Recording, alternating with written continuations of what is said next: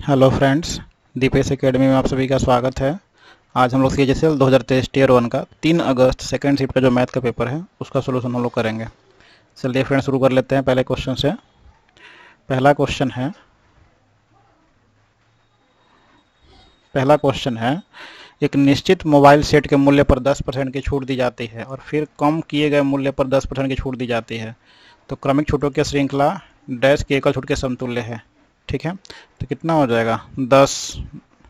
10% दिया जा रहा है, फिर 10% और माइनस 10 × 10 100/100।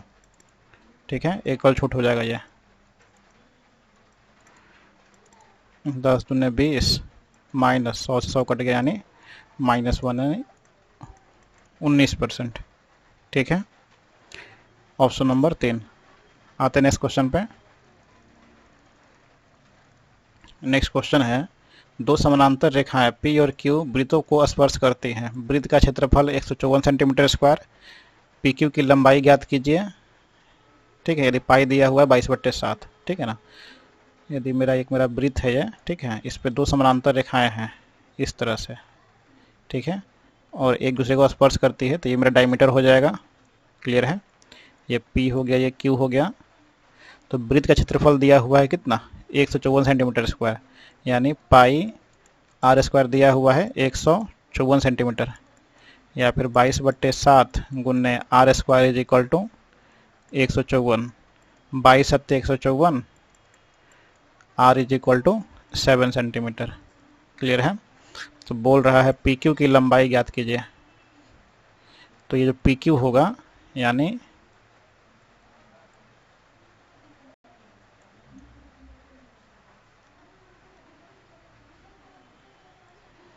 ये जो मेरा PQ है मेरा ये, ठीक है, इसका लंबाई क्या हो जाएगा?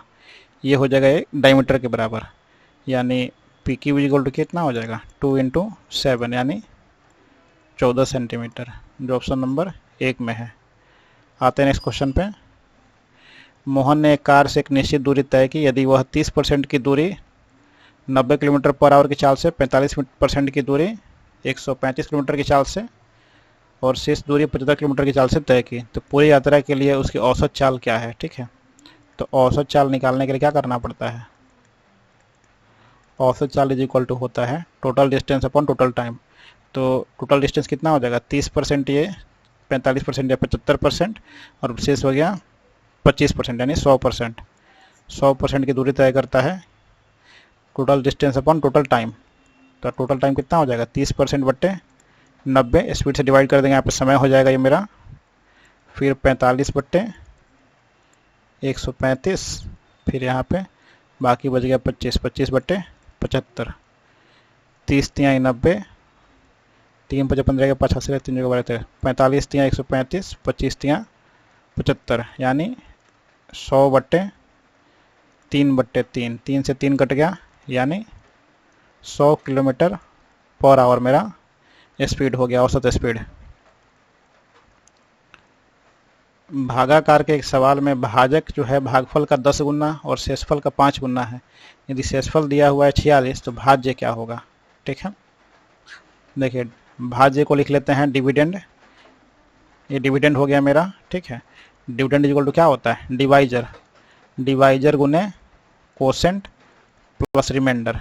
ठीक है, मेरा शेषफल है जो मेरा भागफल का 10 गुना और शेषफल का 5 गुना, जो भाजक है। ठीक है, यानी डिवाइजर जो है मेरा शेषफल का 5 गुना है, तो शेषफल मेरा दिया है 46, तो इसका 5 गुना हो जाएगा डिवाइजर कितना? 5×6 = 30 के 0 हासिल 3, 5×4 = 20, 20×3 = 23। ठीक है, 5×6 = 30 के 0 हासिल 3, 5×4 = 20, 3 = 23। ठीक है, और बोल रहा है कि भाजक भागफल का 10 गुना है। ठीक है ना, यानी डिवाइजर जो है कोसेंट का 10 गुना है। ठीक है, और मेरा यहाँ पे डिवाइजर निकल गया है, तो कोसेंट कितना हो जाएगा?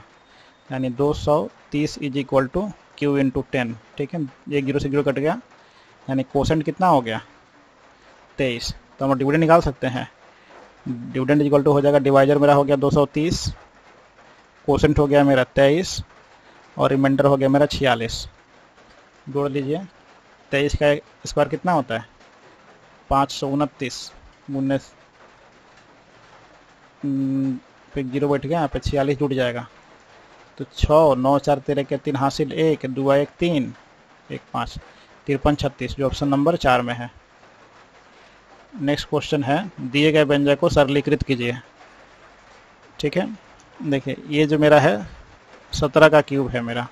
ठीक है, ये मेरा है 7 का क्यूब। ठीक है, ये मेरा है 17 का स्क्वायर, 7 का स्क्वायर, ये 17 गुने 7 है। ठीक है, यानी इसको हम लोग लिख सकते हैं 17 + 7 इंटू 17 का स्क्वायर प्लस 7 का स्क्वायर माइनस 17 गुने 7। ठीक है, यहाँ पे नीचे दिया हुआ है कितना, 17 का स्क्वायर प्लस 7 का स्क्वायर माइनस 17 गुने 7। तो इससे ये कट जाएगा तो कितना हो जाएगा, 17 7 हो जाएगा 24। ठीक है, ऑप्शन नंबर 2। आते हैं नेक्स्ट क्वेश्चन पे। नेक्स्ट क्वेश्चन है sine theta plus cos theta is equal to 1/29। तो sine theta plus cos theta upon sine theta minus cos theta का मान ज्ञात करिए। देखिए जो मेरा sine theta plus cos theta is equal to दिया हुआ है 1/29। ठीक है, तो sine theta minus cos theta is equal to हो जाएगा √2 माइनस 1/29 का स्क्वायर। ठीक है,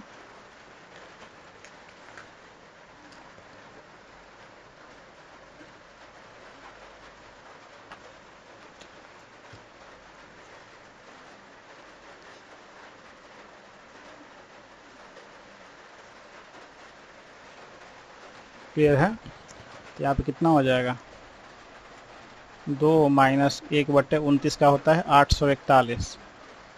ठीक है, 841 दूना 2 एकम 2, 2 में से 1 गया 1, 2 चौके 8, 2 अठे 16, 1681/841। ठीक है, और जो 1681 है मेरा 41 का स्क्वायर होता है, 41 का स्क्वायर बटे 29 का स्क्वायर रूट अंडर, यानी 41/29 निकल गया। ठीक है, यहाँ पे sign theta plus cos theta निकल गया, sign theta minus cos theta निकल गया, इसका वैल्यू इसमें पुट कर दीजिए तो कितना हो जाएगा, 1/29 भागे 41/29 या फिर 1/29 गुने 29/41। 29 से 29 कट गया, यानी 1/41 इसका आंसर हो गया, ऑप्शन नंबर 2। आते हैं नेक्स्ट क्वेश्चन पे। नेक्स्ट क्वेश्चन है 0.24, 0.6 और 20 का चतुर्थ समानुपाती ज्ञात करना है। ठीक है, तो चतुर्थ समानुपाती कितना हो जाएगा, चतुर्थ समानुपाती हो जाएगा 0.6 गुने 20/0.24। ये हटेगा तो ऊपर आ जाएगा 100, ये हटेगा तो नीचे आ जाएगा 10। 1 शून्य से 1 शून्य कट गया, 6 चौके 24, 4 पच्चे 20 यानी 50 जो ऑप्शन नंबर 3 में है। आते हैं नेक्स्ट क्वेश्चन पे। नेक्स्ट क्वेश्चन है, एक व्यापारी अपने माल पर 40% की छूट देता है लेकिन उन पर 30% की हानि होती है। क्रय मूल्य से अधिक अंकित मूल्य का प्रतिशत ज्ञात कीजिए। ठीक है, एक व्यापारी जो है अपने माल पर 40% की छूट देता है लेकिन उससे उन पर 30% की हानि हो जाती है, तो क्रय मूल्य से अधिक अंकित मूल्य ज्ञात करना है। देखिए ये मेरा CP ले लेते हैं, ये मेरा MP, ये मेरा SP। ठीक है,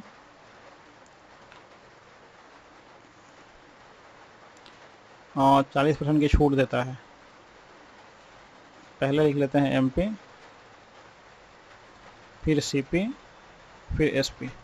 मान लेते हैं 100 रुपया उसका MRP है। ठीक है ना, मार्क प्राइस है, तो इस पर 40% की छूट दिया। ठीक है, सीधे से मुझे 40% का फ्रैक्शन क्या हो जाता है, 20 दूनी 40, 20 25 है, 2/5 हो जाता है। क्लियर है, 2/5, यानी अगर 5 रुपया उसका MRP है तो 2 रुपया छूट देता है, यानी 3 रुपये में वो बेचता है। ठीक है, क्लियर है। ये मेरा हो गया मार्क प्राइस, ये हो गया मेरा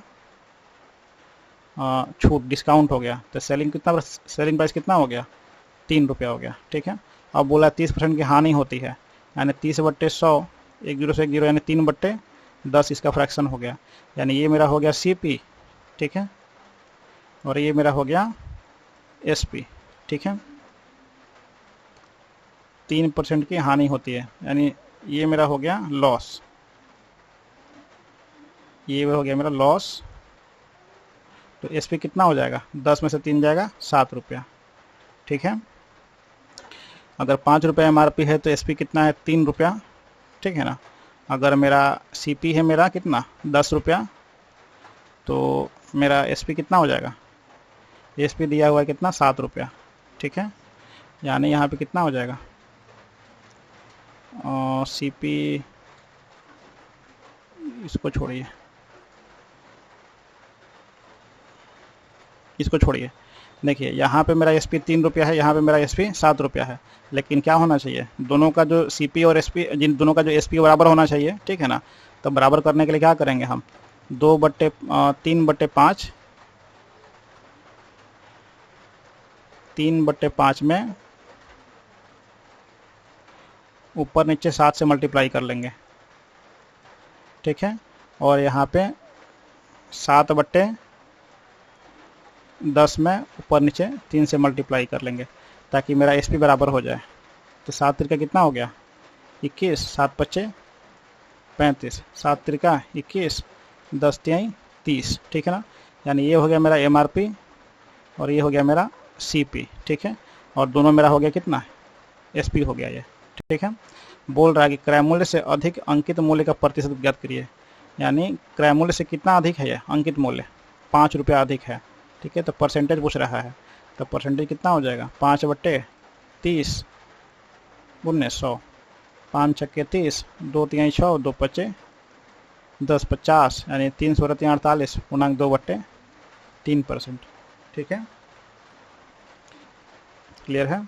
यहाँ पे 40% की छूट दे रहा था, तो 40% जब छूट दिया तो 40% का फ्रैक्शन हो गया कितना, 2/5 हो गया। 2/5 जो फ्रैक्शन हुआ था मेरा, 2 रुपया होगा डिस्काउंट, तो SP कितना हो गया, तो 5 में से 2 घटा देंगे, 3 रुपया SP हो गया। 30% की हानि बता रहा है, तो 30% का फ्रैक्शन होता है 3/10, ठीक है। तो 10 रुपये मेरा CP हुआ, 3 रुपये लॉस हुआ, तो SP कितना हुआ, 7 रुपया हो गया, ठीक है। यहाँ पे मेरा SP आता है 7 रुपया, यहाँ पे SP मेरा आता है 3 रुपया। दोनों SP को बराबर करना पड़ेगा, ठीक है। तो दोनों SP को बराबर करने का क्या किए, इसमें 7 से मल्टीप्लाई कर दिए और इसमें हम लोग 3 से मल्टीप्लाई कर दिए, ठीक है। तो कितना हो गया, 3 7 21, 3 7 त्रिका 21, ठीक है। और फिर नीचे में हो गया यहाँ पे 5 7 35, 10 तिहाई 30, ठीक है। तो यहाँ ये मेरा नीचे वाला हो गया MRP, नीचे वाला हो गया मेरा CP, ठीक है। तो यहाँ पे MRP जो है CP से कितना ज़्यादा है, 5 रुपये ज़्यादा है, तो परसेंटेज ज़्यादा कितना हो गया, 5/30 × 100, यानी 16.2/3% ज़्यादा है। क्लियर है। आते हैं नेक्स्ट क्वेश्चन पे।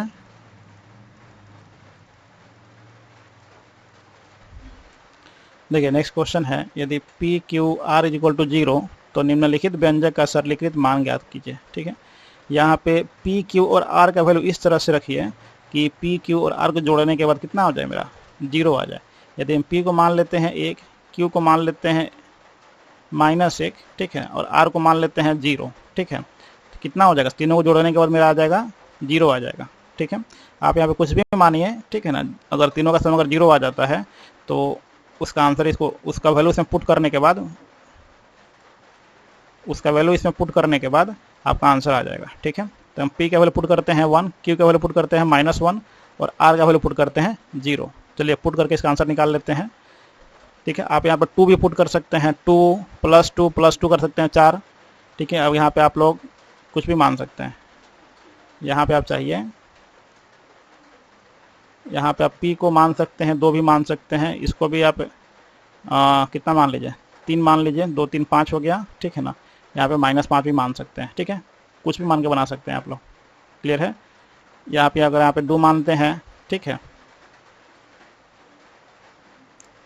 -5 मानते हैं, तो 2 3 5 हो गया, -5 0 हो जाएगा, ठीक है।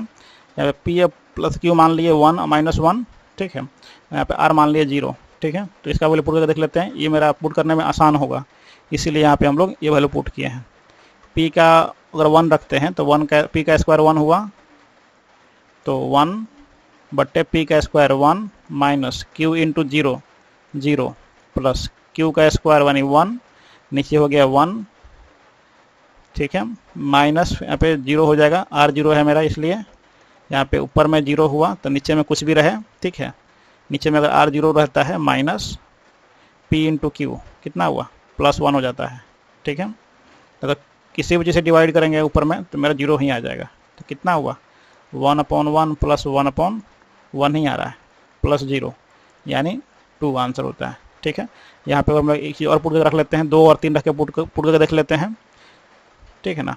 p का स्क्वायर यानी 2 का स्क्वायर कितना हुआ 4, p का स्क्वायर यानी 4 माइनस q इंटू आर, कितना हुआ 5 3 15 प्लस 15 हो गया, ठीक है, प्लस q का स्क्वायर 3 3 9 बट्टे q का स्क्वायर 9 और p इंटू आर है तो 5 दूनी 10 प्लस 10 प्लस r का स्क्वायर कितना 25 बट्टे 25 माइनस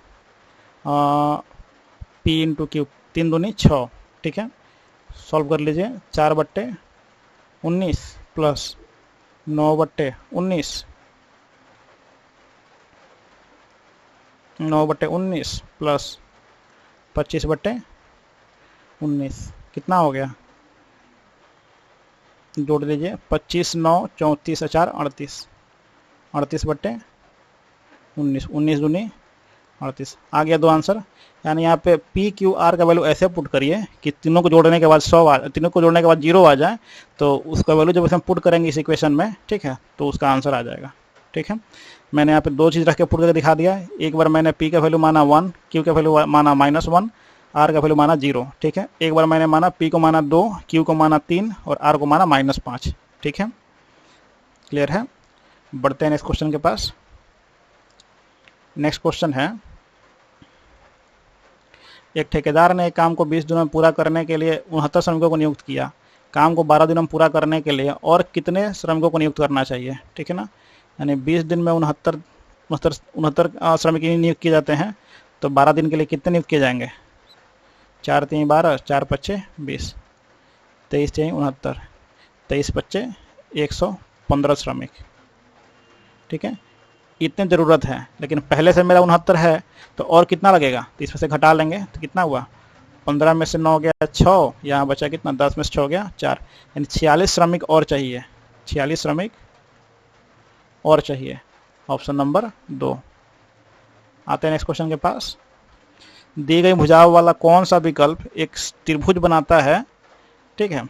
देखिए, त्रिभुज बनाने के लिए क्या होना चाहिए कि अगर मेरा 3 साइड मेरा दिया हुआ है, ठीक है ना, तो 2 साइड का जो सम होना चाहिए वो तीसरे साइड से बड़ा होना चाहिए और 2 साइड का जो डिफरेंस होना चाहिए वो तीसरे साइड से छोटा होना चाहिए। देखिए यहाँ पे अगर 8 और 2 जोड़ते हैं तो कितना होता है 10, जो मेरा 6 से बड़ा है, ठीक है।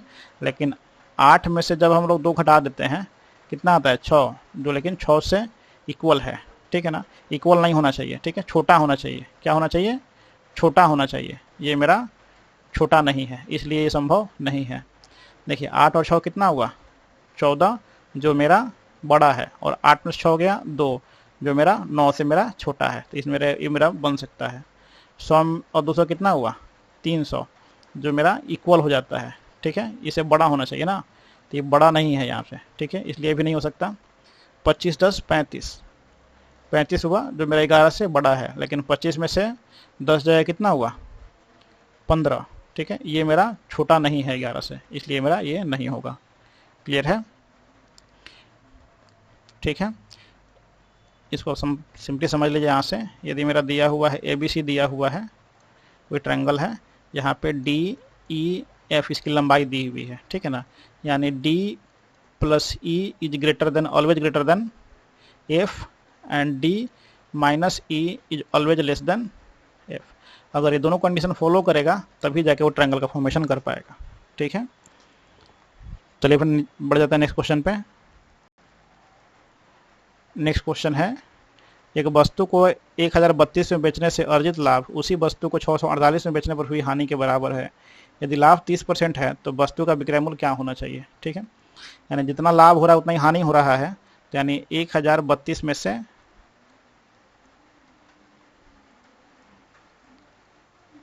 सॉरी 1032 में से घटा लेंगे 648, कितना हो जाएगा, 12 में से 8 गया 4, यहाँ बचा 12 में से 4 गया 8, यहाँ बचा 9 में से 6 गया 3, 384 रुपया। इसको डिवाइड कर लीजिए 2 से, 2 एकम 2, 2 9 18, 2 दूनी 4, यानी 192 रुपया या तो हम लोग इसमें जोड़ दें या फिर इसमें से घटा दें। ठीक है, मेरा इसका सीपी निकल जाएगा। ठीक है, तो सीपी मेरा कितना हो गया, हम क्या कर लेते हैं, जोड़ ही लेते हैं इसमें। तो 8 2 10 के 0 हासिल 1, 9 और 4 13 के 8 2 10 हासिल 9 4 13 14 के 4 हासिल 1, 6 1 7 1 8, यानी 840 रुपये इसका सीपी हो गया। ठीक है, 840 रुपये क्या हो गया, मेरा सीपी हो गया। और बोला कि 30% का लाभ हो रहा है।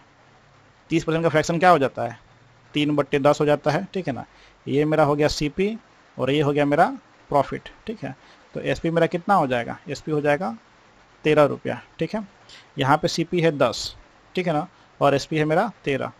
तो जो 10 है मेरा किसके बराबर है, 840 के बराबर है। तो हम लोग को एसपी निकालना है, यानी 13 का वैल्यू निकालना है।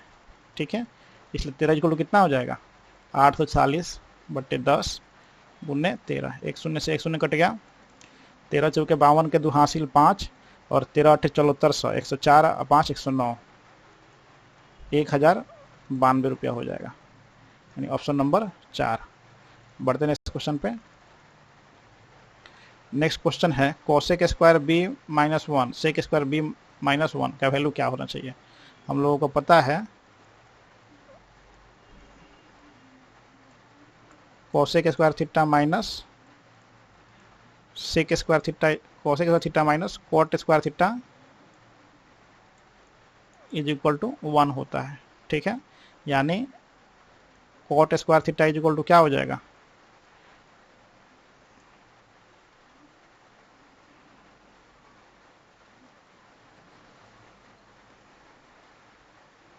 ये हो जाएगा कोसेक स्क्वायर थीटा माइनस 1 हो जाएगा। ठीक है, और यहाँ पे हम लोग को ये भी पता है sec square theta minus tan square theta is equal to क्या होता है, 1 होता है। तो हम लोग लिख सकते हैं क्या, sec square theta minus 1 is equal to tan square theta. ठीक है, अब दोनों की जगह पे इसका वैल्यू पुट कर लेते हैं। तो यहाँ पे कितना पुट कर लेंगे, यहाँ पे हो जाएगा मेरा कॉट स्क्वायर थीटा गुण इसका हो जाएगा tan स्क्वायर थीटा। ठीक है, तो कितना हो गया, tan square theta into cot square theta कितना हो जाता है, 1 हो जाता है। एक मिनट रुकिएगा friends.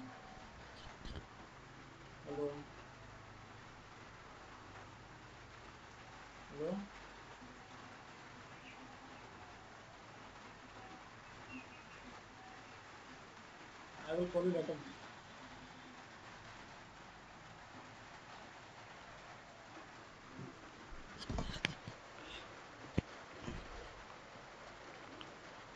Coat square theta into tan square theta is equal to 1। ठीक है, यानी ऑप्शन नंबर 2। आते हैं नेक्स्ट क्वेश्चन पे। राजेंद्र अपनी यात्रा की आधी दूरी तय करने के लिए 40 किलोमीटर प्रति घंटे की औसत चाल से अपनी कार चलाता है और उसके बाद वह अपनी चाल को 60 किलोमीटर प्रति घंटे तक बढ़ाता है। वह अपनी यात्रा 7 घंटे में तय करता है। इस यात्रा में राजेंद्र की औसत चाल क्या है। ठीक है ना, देखिए आधी दूरी तय कर रहा है, अगर ये मेरा पूरी दूरी है, ठीक है ना, तो इसमें आधी दूरी तय करता है कितने के हिसाब से, 40 किलोमीटर पर आवर, और आधी दूरी है 60 किलोमीटर पर आवर। ठीक है ना, जब दोनों का जब मेरा डिस्टेंस जब सेम होगा, ये मेरा एक्स डिस्टेंस है, ये भी मेरा एक्स डिस्टेंस होगा। ठीक है ना, जब दोनों डिस्टेंस मेरा सेम रहता है तो औसत चाल क्या हो जाता है, औसत चाल का फॉर्मूला होता है अगर डिस्टेंस सेम रहने पे 2 into S1 into S2 upon S1 plus S2। तो 2 गुने S1 मेरा कितना है, 40 है, दूसरा स्पीड है 60 बट्टे 40 और 60 100, 1 शून्य से 1 शून्य, 1 शून्य से 1 शून्य, 6 चौके 24 दूना 48 किलोमीटर पर आवर, जो ऑप्शन नंबर 4 में है। बढ़ते हैं क्वेश्चन के पास। नेक्स्ट क्वेश्चन है,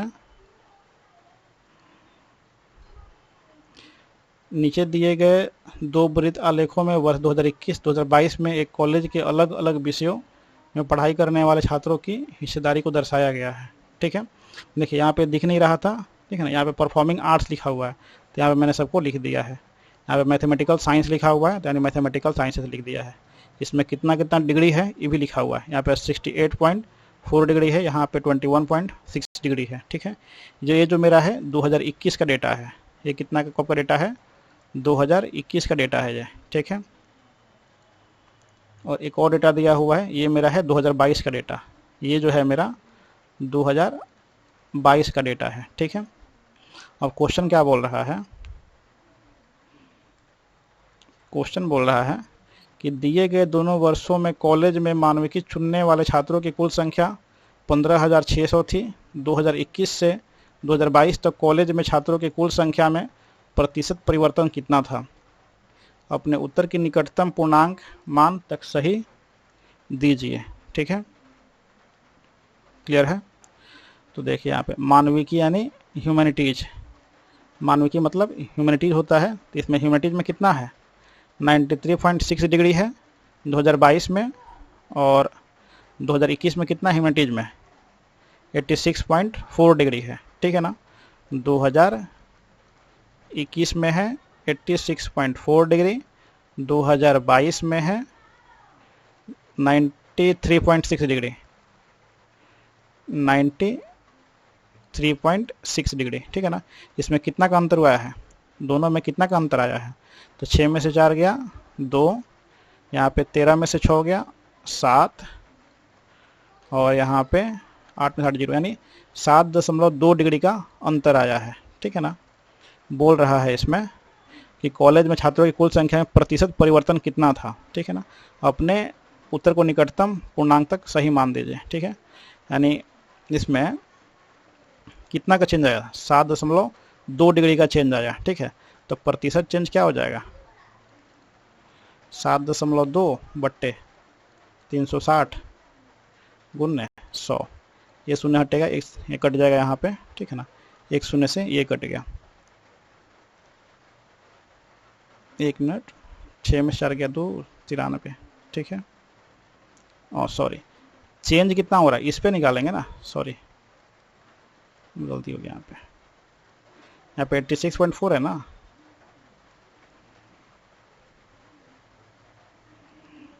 सेवन 7.2 का चेंज आता है कितना पे, 86.4 पे।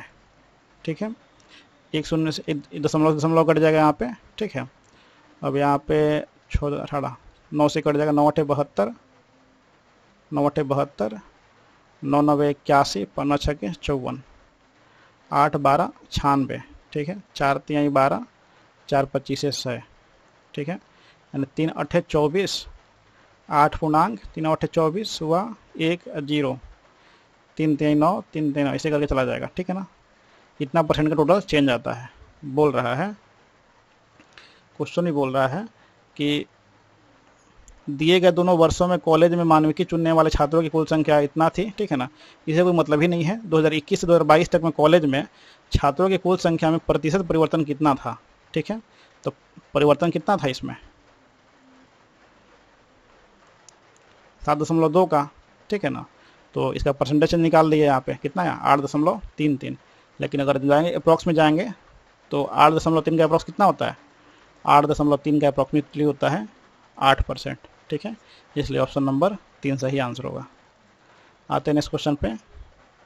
वृत्त आलेख एक विश्वविद्यालय में अलग अलग कर्मचारियों द्वारा दिए जाने वाले परिवहन के साधनों को दर्शाता है। ठीक है, तो दोपहिया वाहन का उपयोग करने वाले कर्मचारियों के लिए वृत्तखंड का केंद्रीय कोण क्या है। ठीक है, दोपहिया वाहन यानी 2 व्हीलर, ये है 2 व्हीलर है, यानी कितना है मेरा 15% है। 2 व्हीलर कितना है मेरा 15%, तो इसका वृत्तखंड का कोण क्या हो जाएगा, तो कोण हो जाएगा 15% बट्टे 100 गुने 360, एक शून्य से एक शून्य कट जाएगा, 5 3 15, 5 दूनी 10, 2 18 36, 18 3 54 डिग्री। ठीक है, ऑप्शन नंबर 3।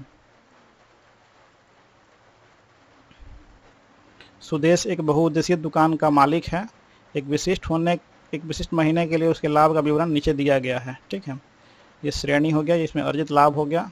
किराने का सामान 50,000, सौंदर्य प्रसाधन 20,000, महिलाओं के कपड़े 10,000। ठीक है, इसमें इतना इतना अर्जित लाभ है ये।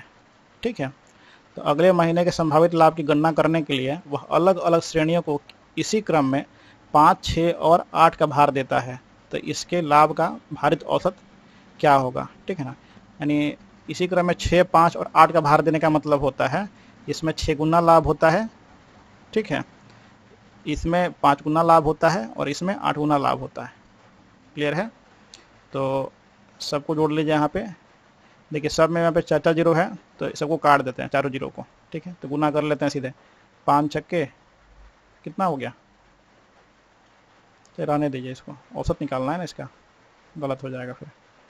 5 छक्के 30, 30 हो गया। 30 पे 4 जीरो, 1 2 3 4। ठीक है, 5 दूनी 10, 10 पे 4 जीरो, 1 2 3 4, 8 दहा के 8 एकम 8, 8 पे 4 जीरो, 1 2 3 4। सारे जोड़ लीजिए, 2 3 4, यहाँ पे हो गया 8, 3 1 4, यानी टोटल हो गया 48 लाख। कहीं दहाई, सैकड़ा, हजार, 10,000, लाख। 4,80,000 हो गया। ठीक है, इतना रुपए का उसको प्रॉफिट होता है। ठीक है, तो उस लाभ का भारित औसत क्या है? ठीक है ना, तो औसत कितना हो जाएगा? औसत इज इक्वल टू 48 पे 4 जीरो बट्टे 6 5 11 और 8 19। ठीक है, 19 से भाग कर दीजिए, कितना आएगा? 19 दूनी 38। ठीक है, 19 दूनी 38 हो गया। 19 दूनी 38, 10 जीरो, 19 25 95, 5 और जीरो, 19 दूनी फिर 38, 38 12 50, 12 120। ठीक है, 19 छक 14, हाँ 14, 6 जीरो, 6 जीरो कितना हो गया? 19 57। ठीक है, 57, 3 जीरो, 19 से कम 19, 19 से 11, 110, 19 25 95। ठीक है, इतना आएगा, इतना रुपया आ जाएगा औसत। ठीक है, यानी 25.26, 3.15, 25.26, 3.16 है यहाँ पे। ठीक है, यानी इसी के अप्रॉक्स में है, तो इसलिए ऑप्शन नंबर 4 हो जाएगा। आते हैं नेक्स्ट क्वेश्चन पे। 20 सेंटीमीटर त्रिज्या वाले एक वृत्त में एक्स वृत्त के केंद्र से 29 सेंटीमीटर की दूरी पर स्थित एक बिंदु है। बिंदु एक से वृत्त पर खींची गई स्पर्श रेखा की लंबाई क्या होगी? ठीक है, यानी 20 सेंटीमीटर त्रिज्या वाले एक वृत्त में एक से वृत्त के केंद्र से, देखिए एक मेरा ये वृत्त हो गया। ठीक है ना, एक वृत्त के केंद्र से 29 सेंटीमीटर की दूरी पर स्थित एक बिंदु है एक्स। यहाँ पे ये है एक्स, जो है ये मेरा एक्स पॉइंट है। बिंदु एक्स से वृत्त पर खींची गई स्पर्श रेखा की लंबाई क्या होगी? इसका जो लेंथ दिया हुआ है कितना? 29। इसका जो त्रिज्या दिया हुआ है 20। ठीक है, तो ये बोल रहा है ये जो मेरा ये वाला जो लेंथ है मेरा, अगर मान लेते हैं कि मेरा कुछ ए पॉइंट है, ये मेरा ओ है और मेरा एक्स है, तो ए एक्स की लंबाई पूछ रहा है। ठीक है ना, तो एक्स की लंबाई क्या हो जाएगा? यहाँ पे मेरा 90 डिग्री बनाता है। ठीक है, यानी 29 का स्क्वायर माइनस 20 का स्क्वायर का root under equal to A X का लेंथ हो जाएगा। ठीक है,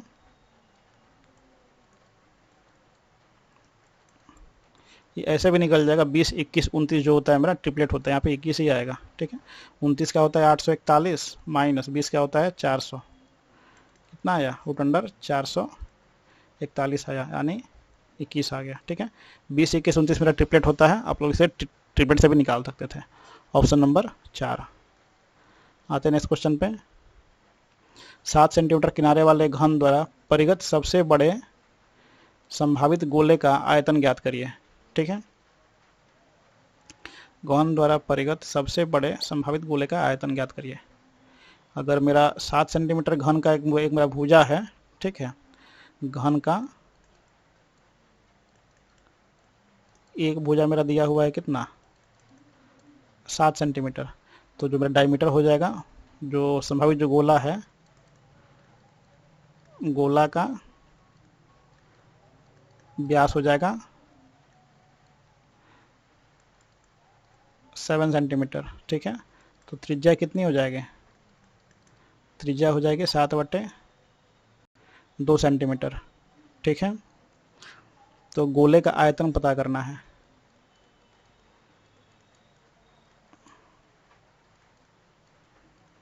गोले का आयतन कितना हो जाएगा? 4/3 गुने पाई आर क्यू। ठीक है, 4/3 गुने 22/7, आर मेरा है 7/2, 7/2 गुने 7/2 गुने 7/2, 7 से 7 कट गया, 2 दूनी 4 से 4 कट गया, 2 11 22। ठीक है, तो कितना हो गया? 7 49, 49 हो गया। 49 गुने 11, 49 का 49 के 9 हासिल 4, 49 4 53, 53/539/3। इसको कटा लीजिए।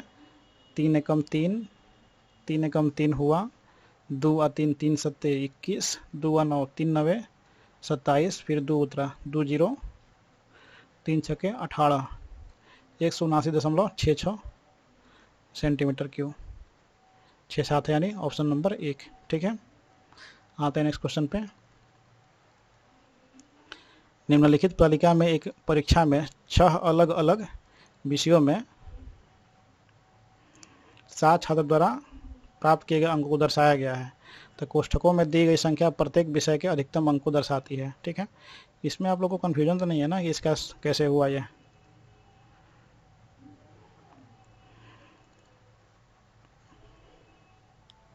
देखिए, अगर कोई मेरा घन है, ठीक है ना, ये जो मेरा गोला है ना, गोला, ठीक है, इसी को, ये जो मेरा घन बनेगा, ये घन जो है इसी के अंदर में है। ठीक है, तो जो मेरा घन जब इसी के अंदर में है, तो यहाँ से यहाँ तक की जो लंबाई होगी, ठीक है, ये इसके बराबर होगी कि नहीं होगी? इस वाला के बराबर होगी। ठीक है ना, तो ये मेरा सबका साइड में कितना दिया हुआ है? 7-7 दिया हुआ है ना, तो कितना हो जाएगा? ये जो मेरा इसके बराबर होगा, यानी इसका जो व्यास भी होगा ये 7 के बराबर हो जाएगा। ठीक है, इसलिए यहाँ पे मैंने व्यास इसका ले लिया 7 सेंटीमीटर। ठीक है, आते नेक्स्ट क्वेश्चन पे।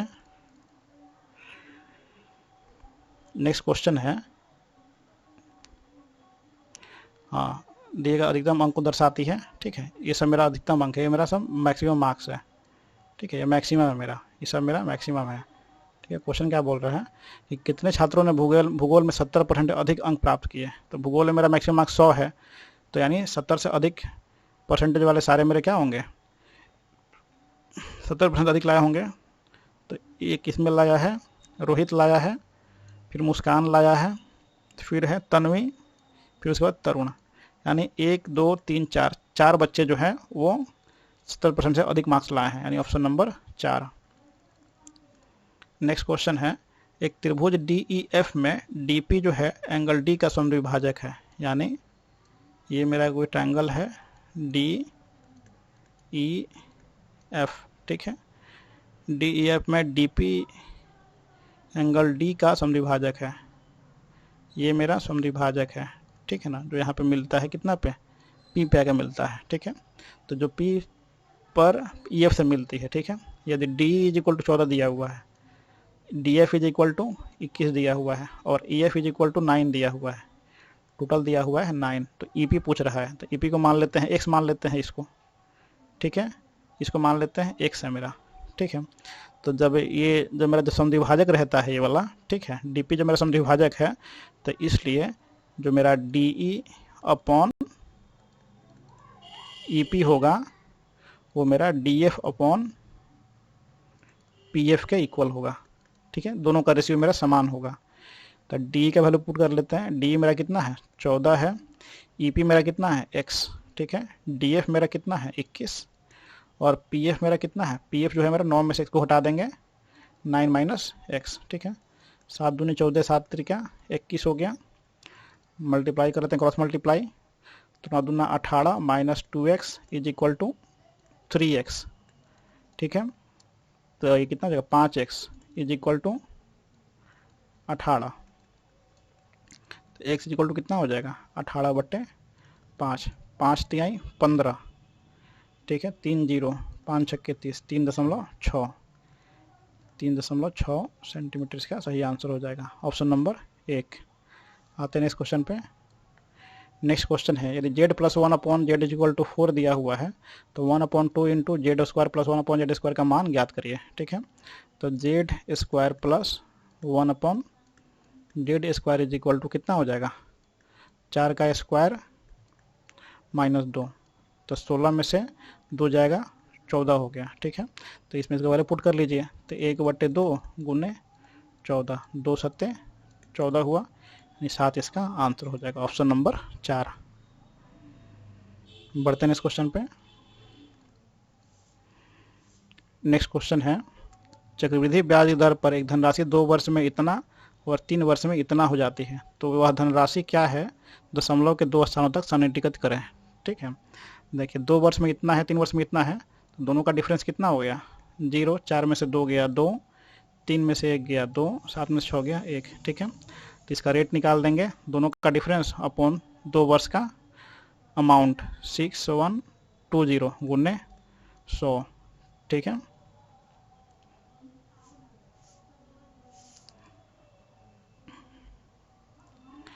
यहाँ पे देखिए 6120 है, यहाँ 12,000 ना 6120, ये 1220 है, ठीक है।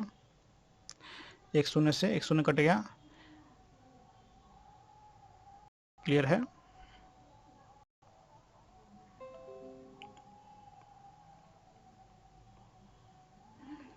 इसको कटा लीजिए, कितना में कटेगा,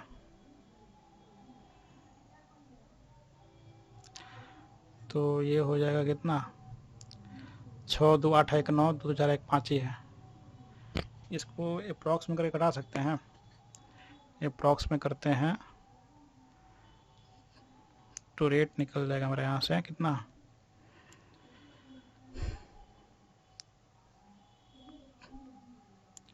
2 3 6 0 2 छक्के 12, 2 छक्के 12, 2 एकम 2, ठीक है, 6 एकम 6, 6 पचे 30, 2 3 6 0 2 छक्के 12, 2 छक्के 12, 2 एकम 2 गुने 6 करेंगे तो कितना हो जाएगा 6 एकम 6, 6 छक्के 36 हो जाएगा ना, इसे थोड़ा ज़्यादा हो जाएगा, 5 से करते हैं तो 5 और 5 छक्के 30 हो जाता है, ठीक है।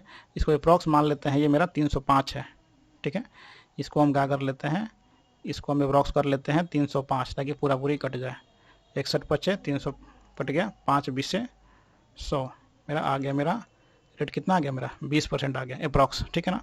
इसका जो आंसर भी होगा थोड़ा मोड़ा वेरी करेगा, ठीक है, आप लोग वैसे भी करके बना सकते हैं, वैसे थोड़ा ज़्यादा लंबा चला जाएगा, ठीक है। अप्रॉक्स मान लेते हैं 20% इसका ये हुआ, ठीक है।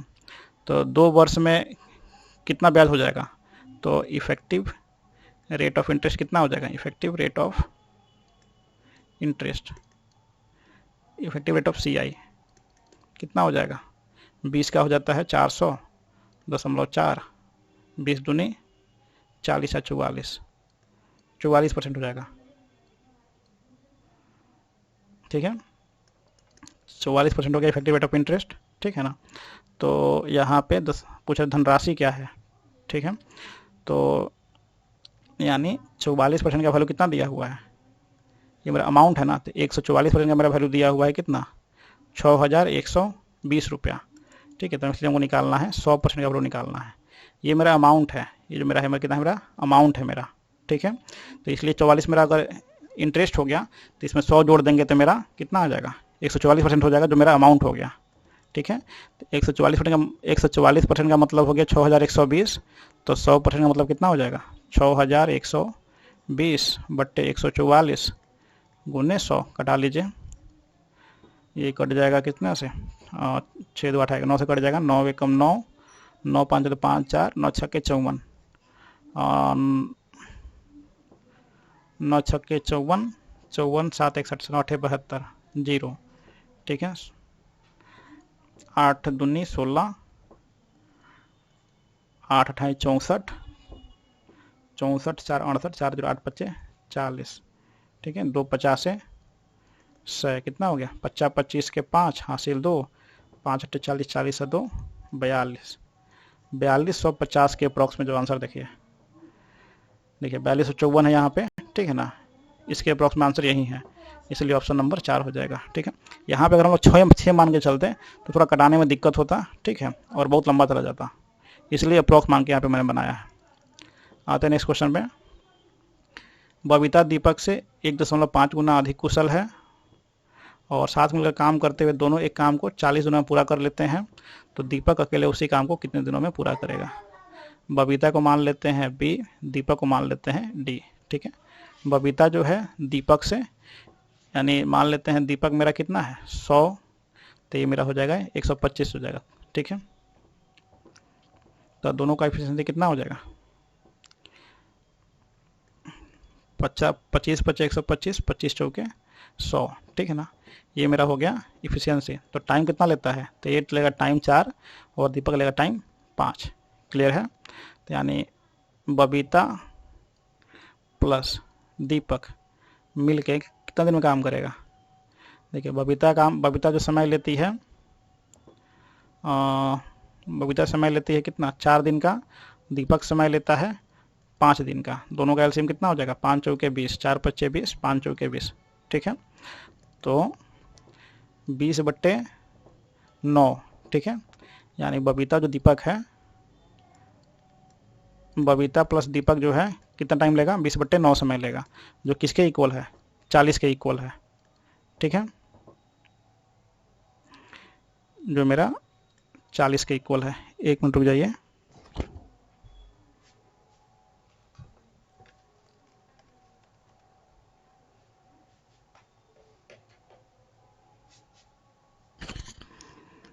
लैपटॉप डिस्चार्ज हो गया था, इसको थोड़ा चार्ज में लगाने गए थे। चलिए शुरू कर लेते हैं। देखिए यहाँ पे अब मान लेते हैं यहाँ पे 4x मान लेते हैं, इसको 5x मान लेते हैं ताकि आप लोग को आसानी हो समझने में, ठीक है। ये 4x हो गया, ये 5x हो गया, तो ये 20x हो गया, ठीक है। यानी 20x/9 = 40 है, तो x का वैल्यू कितना आ जाएगा 20 दूनी 40 कट जाएगा ये, तो x = 9 दूना 18, ठीक है। x का वैल्यू आ गया 18। तो बोल रहा है कि दीपक अकेले कितने दिनों में काम को पूरा करेगा, तो इसमें गुना कर लीजिए। दीपक का 5x समय लेता है, तो 5 × 18 समय लेगा, 18 × 5 = 90 दिन का समय लेगा दीपक, ठीक है, जो ऑप्शन नंबर 2 में है। बढ़ते हैं इस क्वेश्चन पे।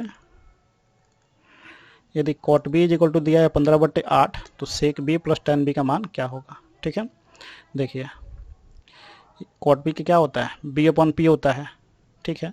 यदि मेरा ये p है, मेरा b है, तो h कितना हो जाएगा, इसमें ट्रिपलेट होता है 8 15 17, 8 15 17 मेरा क्या है, मेरा ये ट्रिपलेट है,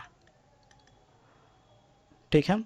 इसीलिए यहाँ पे कितना हो जाएगा h मेरा हो जाएगा 17 हो जाएगा, क्लियर है। अब यहाँ पे निकालिए सेक बी। सेक बी क्या होता है कोस का उल्टा होता है, यानी h/b + tan b कितना होता है p/b, p/b। तो h यहाँ पुट कर लेंगे 17, b मेरा है 15, p मेरा है 8 और b मेरा है कितना 15, दोनों जोड़ लीजिए, यानी 17 8 25/15, 50 25, 5 3 15, यानी 5/3 इसका सही आंसर हो जाएगा, ऑप्शन नंबर 3। आते हैं नेक्स्ट क्वेश्चन पे। अच्छा ये लास्ट क्वेश्चन था ना, ये लास्ट क्वेश्चन था, ठीक है। फ्रेंड्स अगर वीडियो आपको पसंद आए तो प्लीज़ इस वीडियो को लाइक कीजिए, अपने फ्रेंड्स में शेयर करिए और इस चैनल को सब्सक्राइब करिए। Thank you friends, have a nice day. जय हिंद, जय